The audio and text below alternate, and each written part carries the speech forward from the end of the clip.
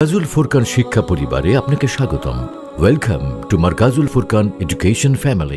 এক মাসের বাজার ঘাট, ঈদের বাজার, ঠিক আছে, বাকি হাদিয়া তোফা যা যা আমরা ঈদ কেন্দ্রিক করি, রমজান কেন্দ্রিক করি, পসিবল হলে রমজানের আগেই করে ফেলে।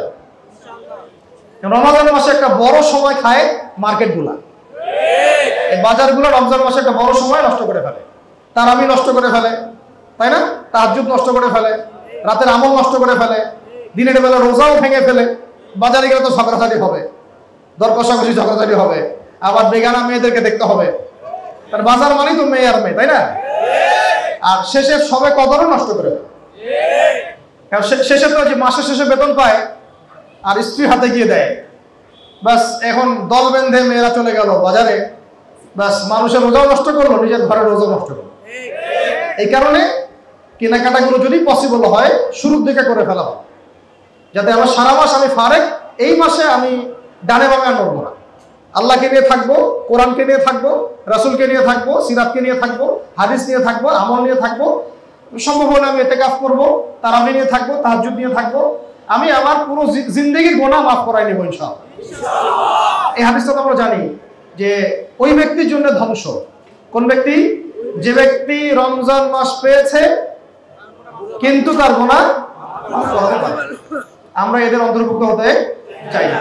আরো দুই ব্যক্তি আছে, এক যে ব্যক্তি তার পিতা মাতাকে পেয়েছে বা দুজনের একজনকে পেয়েছে কিন্তু তাদের খেদমত করে জান্নাত লাভ করতে পারে নাই। আরেকজন যে ব্যক্তি রাসূলের নাম শুনেছে কিন্তু দরুদ পড়ে নাই। ভালো করে খেয়াল করে হাদিসটা, যে ব্যক্তি রাসূলের নাম শুনেছে দরুদ পড়ে নাই তার জন্যই ধ্বংস। আর যে ব্যক্তি রাসূলের শানে কটূক্তি দেখেছে চুপ করে বসেছিল তার জন্য কি? বুঝেন নাই কথাটা?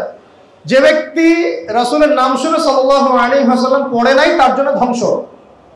আর আমরা যারা মুসলমান, আমাদের সামনে রাসূলকে গালি দেওয়া হচ্ছে, আমরা চুপ করে বসে আছি, আমাদের জন্য কি হইতে পারে? ধ্বংস। আমাদের কি? ধ্বংস। আর যারা গালি দিচ্ছে ওদের জন্য কি? পুরো জাহান্নাম। পুরো কি? জাহান্নাম। তো যে ইস্যু থেকে কথা চলে আসলো, তো এই তিনটা ধ্বংসাত্মক শ্রেণীভুক্ত যেন আমরা না হই, আল্লাহ পাক আমাদের হেফাজত করেন। পিতা মাতার খেদমত করতে হবে, যার দুজন আছেন জীবিত তাদের দুজনের খেদমত করতে হবে। পিতা মাতা কাফের হলেও তাদের সাথে খারাপ ব্যবহার করা যাবে না, ভালো ব্যবহার করতে হবে, তাদের হক আদায় করতে হবে। আর যাদের মা বেঁচে আছে মায়ের খেদমত, বাবা বেঁচে আছে বাবার খেদমত, দুজন বেঁচে আছে দুজনেরই খেদমত। এর মধ্য দিয়ে জান্নাত পাওয়া যাবে ইনশাআল্লাহ। দুই নাম্বার, রাসূলের নাম শুনলে কি পড়বো? সাল্লাল্লাহু আলাইহি ওয়াসাল্লাম। আর আমি কতটুকু আশিকে রাসূল এইটা প্রমাণ হবে রাসূলের শানের বিষয়ে কথা আসলে। রাসূলের শানে জীবন দেওয়ার প্রশ্ন আসলে দেখা যাবে, বোঝা যাবে কে কত বড় আশিকে রাসূল। সমাজে তো বহু আশিকে রাসূল ছিল, এখন খুঁজে পাওয়া যায়? এখন আর খুঁজে পাওয়া যায় না। ভাবছেন বিষয়টাকে চিন্তা করছেন? আল্লাহ পাক এদেরকে বুঝদান করেন। আসসালামু আলাইকুম। মারকাজুল ফুরকান শিক্ষা পরিবারে আপনাকে স্বাগতম। Welcome to Markazul Furqan education family, an international education mission. আমাদের প্রতিষ্ঠানসমূহ: মারকাজুল ফুরকান আইডিয়াল মাদ্রাসা, মারকাজুল ফুরকান আইডিয়াল গার্লস মাদ্রাসা, Markazul Furqan ideal English version Islamic school.